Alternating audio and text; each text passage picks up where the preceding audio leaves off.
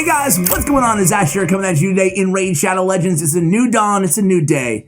It's a new life for me because yesterday's video, well, in case you missed it, let's do this, guys. Give me something good. Oh, God, man. Oh, rare. God, this is the worst. Probably do not go back and watch that video. It was one of the worst. Can't believe I uploaded it. Things got pretty bad.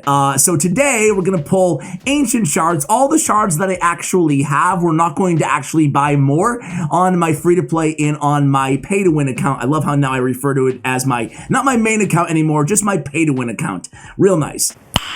No. Today we're also going to do something a little bit different here. I'm going to probably instill this in all of my shard pulling videos, but I'm going to be donating to two charities that are very, very close to my heart. One is, for those of you who don't know, I lost my brother who was autistic 4 years ago now, and always trying to give back to the ARC, which is an organization, excuse me, that provides advocacy to people with intellectual and developmental disabilities and their families. They do a lot of help. They help me and my family a lot as well growing up.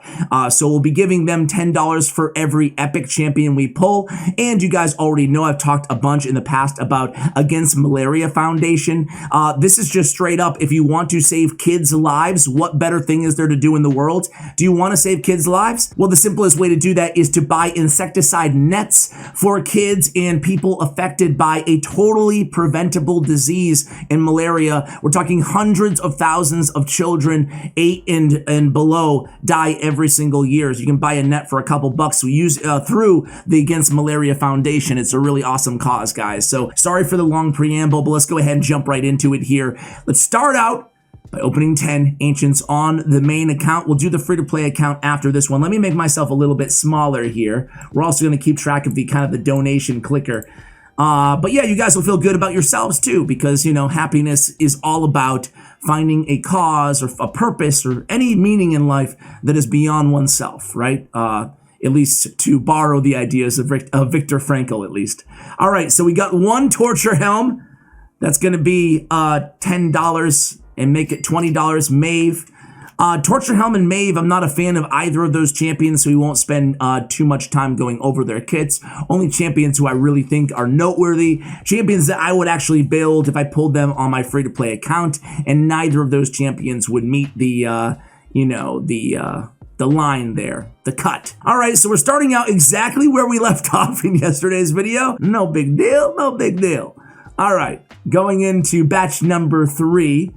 A lot of blues so far, a lot of blues, but I feel that legendary yellow coming, man. Plarium, someone in Plarium headquarters. Okay, Oathbound, not worth, you know, reviewing, but we are gonna make a notation there. But yeah, someone in Plarium HQ was just like, dude, this guy's gotten too lucky. Gotta taper things down here in the past. So, okay, there we go, there we go. Hello there. Okay, jeez. All right, another Prince Kaimar. He's the first legendary I pulled on my free-to-play. He's the second legendary I've ever pulled on this account. So there you have it. Well, at least $100 for Against Malaria Foundation. That's pretty cool. And then we got $20 also for the ARC. So we have Tyrell. You guys know Tyrell. He has a decreased attack damage based on defense on his A1, on his A2 decreased defense, and then on his A3 he has a stun and turn meter manipulation by 50%. He also has a 25% defense in all battles. Great clan boss, aura lead and champion overall. We have an AoE poison on the A1. We have an AoE sleep on the A2, and then we have the seal of magic, reset the cooldown of this champion's, of all champion skills, and fills a turn meter of 20%. Very solid, has the arena aura as well. Unfortunately, until they institute a dupe system, well, we can't do anything about it, can we? Rockbreaker's really cool too. He has an AoE provoke on a 3-turn cooldown. He also has this very cool A1 where he increases his own defense by 4% each time the skill is used, stacks up to 20%, and has the 50% chance when booked of decreasing the damage inflicted on this champion by 50% each time he is attacked. He's great against the red boss in Dwarf 21, excuse me. All right, be right back. I'll make room. See you in a second. All right, guys, we're right back at it here. Let's start with 10. I will hold off on, I don't know, 10 shards. Okay, there we go. Oh. All right, another $100 for charity. Growhawk the Bloodied is, people think he's really bad. I don't think he's that bad, but he's pretty bad. Wait, what? Okay, so we got $10 and $100. This is really cool. At least the charitable money is adding up here. Growhawk is has an AoE attack with the turn meter by 20% for each enemy under decreased speed. You pair him with a decreased speed champion. He does have it on his A1, but only a 2-time hitter.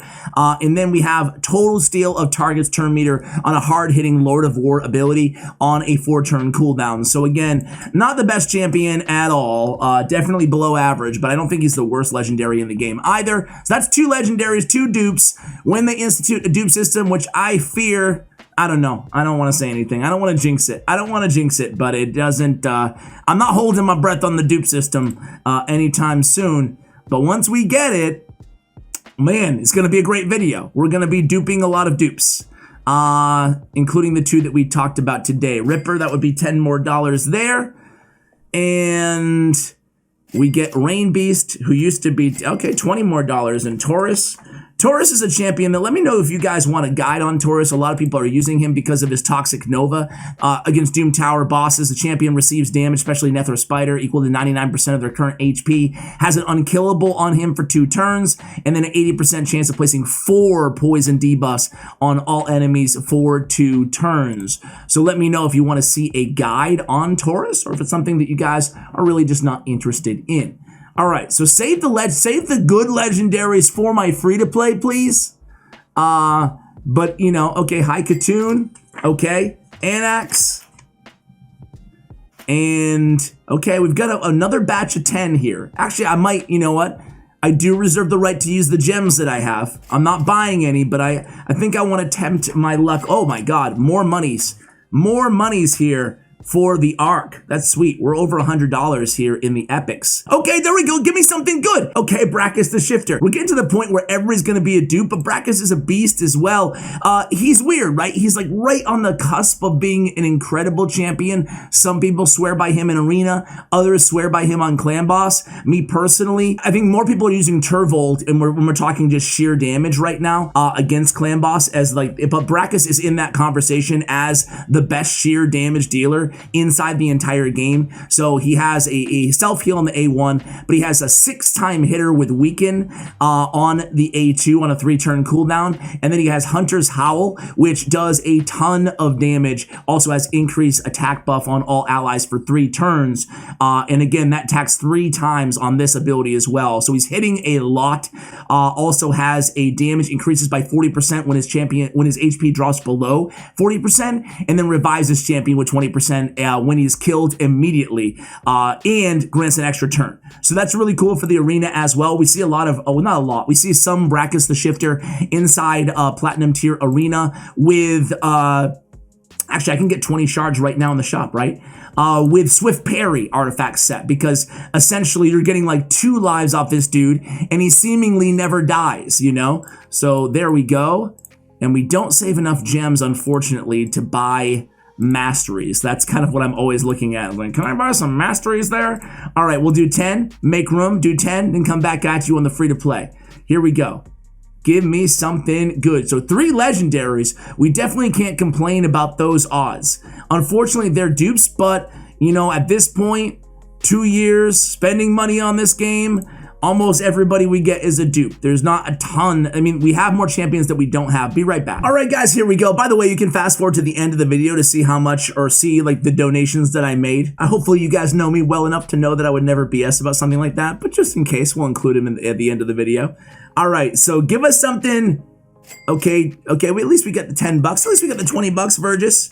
All right, so that's going to be the end of that. I think we have 1 more shard to open. Boom, here it is. Save all the good stuff please save all the good stuff for the free-to-play. I'll be right back. All right, guys, so here on the free-to-play account, we have exactly 10 shards. I could summon them all at the same time, but we're gonna sweat this one out. We're gonna pull them one at a time here, starting with a Wretch. Too bad that didn't kill me. Keep it going here. Let's get something good. Let's get something good. We have a not Skull Crusher, but Siege Breaker, his little brother who looks identical almost, but not as good. Hey, we get an epic and it's Sinesha. So Sinesha is definitely a champion that is worth building at some point.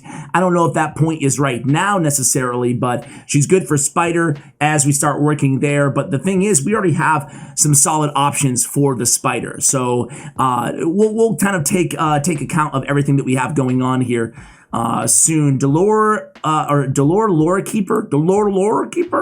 Cooldown skills, stun, continuous heal on all allies for 2 turns. Also block debuffs on the target for 1 turn if they have less than. I don't like him. All right, we got 5 left. Here we go. Give me something. Sinesha is something to be kind of excited about. Grappler has the weaken, he has the poison, and he has the shield on all allies. But that's on a 4-turn cooldown. Not worth investing in, not worth building. So far, only really Sinesha here on this account. And then we have Master Butcher, who's kind of a fun champion. He has a provoke on an enemy for 2 turns, increase crit rate, increase attack on all allies. So you get the crit rate and the attack. Granted the weak version of increased attack. And then he has, when attacked, heals all allies equal to the amount of damage taken. Which is kind of cool because Heat Exchange is on a no-turn cooldown when you book it. So definitely an interesting champion. Revives a random ally with full HP when this champion is killed as well. Not a great champion, but definitely interesting. I like when they have kind of rares that are a little bit, they add something unique, something a little bit new to the table. Marked as unique because of her totemic power with the block debuffs and increased defense, all on a 3-turn cooldown. Should you invest 3 books in it? I will not, because I do have already Crimson Helm, as granted not a 3-turn increased defense, but a 4-turn. Coffin Smasher because of his A1, a 3-time hitter with the decreased attack makes him viable for Clan Boss. Also has the HP burn, but as I mentioned in the past, I'm actually not going to be investing in him because I have a finite amount of resources that I want to make sure that I expend on what the champions that will really make a difference for my account. Hey, we end with a Sepulchral Sentinel. Now we're talking. Now this is a champion I will be investing in here on the account. She has a defense in all battles, even though we already have Achak the Wenderin. It's going to be helpful to have her as well for Clan Boss. She has a 50% chance of a completely blocking incoming damage when an ally is attacked. Occurs once per turn. Will only block the damage for the target ally if multiple allies are attacked at the same time, aka the AoE from the Clan Boss. Not like it's preventing all damage from all allies, but from one ally. So nice to have.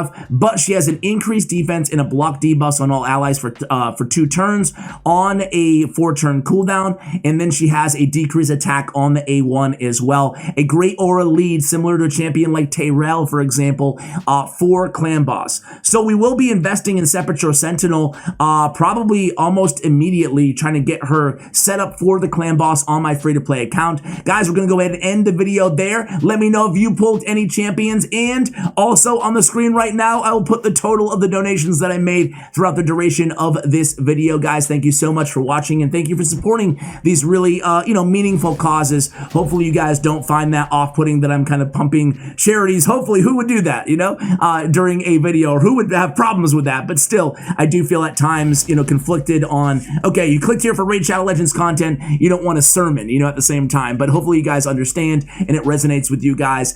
Thank you so much for watching again, and as always, take care, guys.